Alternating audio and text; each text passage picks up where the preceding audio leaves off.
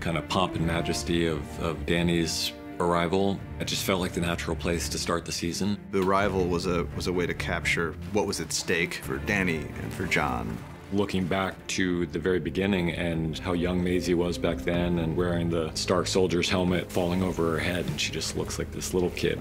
And now she's a grown woman and she's there watching again, but this time she steps aside to let a little kid come in to watch because she remembers how thrilling it was. It's a whole new procession, and so instead of Robert arriving with Queen Cersei and Jaime Lannister and the Hound, it's Daenerys coming with Jon Snow.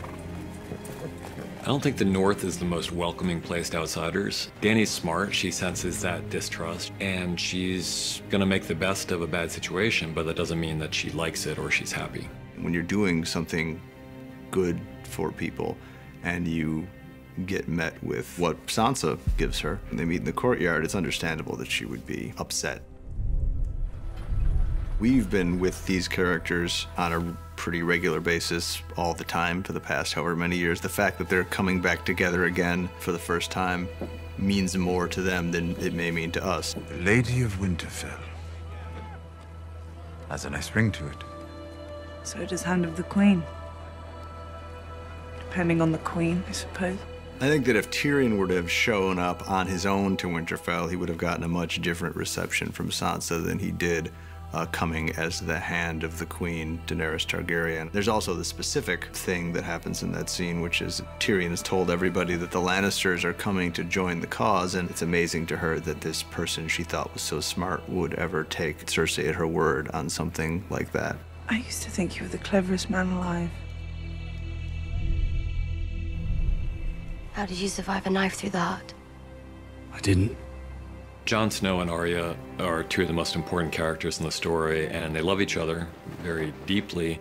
Arya was the only one who treated Jon like a real member of the family when he was a child, and he was the only one who treated her with the respect that she needed when she was a kid. Jon has invited this huge army of foreigners into their home, and Arya understands why he did it, but Arya's on Sansa's side. You're defending her. I'm defending our family. So is she. I'm her family too. Don't forget that. Blood is definitely thicker than water when it comes to Starks. Go on. I don't know how to ride a dragon.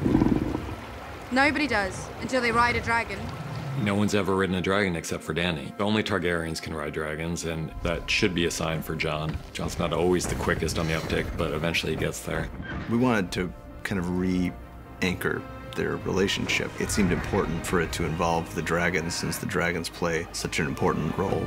It's a major thing for her when she sees they have some kind of connection to him. They allow him to be around them. And when he flies up with her and shows her where he used to hunt as a kid, I think she falls even farther in love with him. Seeing Jon and Dany on the dragons together, it's a Jon and Dany moment, but it also seeds in the idea that these creatures will accept Jon Snow as one of their riders. Don't be afraid.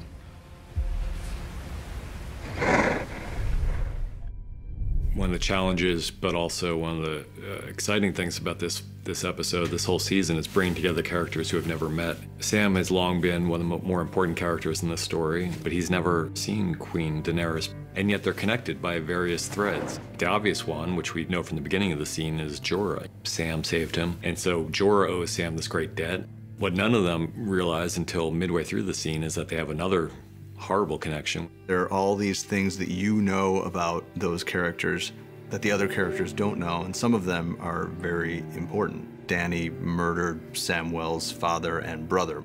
That's a really complicated thing for Sam because he had a really fraught relationship with his father. You know, Sam's older brother was not a bad person and died really quite bravely, standing by his father's side. John Bradley did an excellent job. The difference between the way he takes the news of his father's death and the way he takes the news of his brother's death, it was a subtle thing that he does with very few words. It's the kind of thing that he could find out in a number of different ways, but it seemed like an effective preamble and way into that later moment. Daenerys.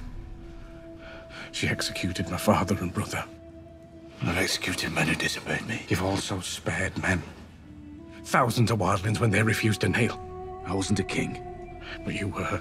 The fact that Jon's real parents were who Jon's real parents were is not news to us at this point, but what we don't know is the way that Jon is going to take this. How's the explosion going to look?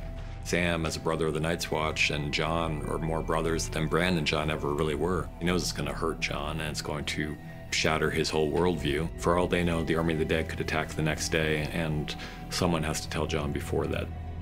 He's being told something that he both knows is true and can't handle. So he tries to throw things in front of it to prevent him from having to deal with the truth of what he's being told. The thing he throws in front of it here is the fact that it means his father was lying to him his whole life. You've never been a bastard. You are true heir to the Iron Throne. The truth that Samwell tells Jon is probably the most incendiary fact in the entire world of the show. We chose to play the whole thing on Jon's face because as great a job as John Bradley is doing presenting this information, he's really just presenting information we know already. Daenerys is our queen. She shouldn't be. There's treason. It's the truth.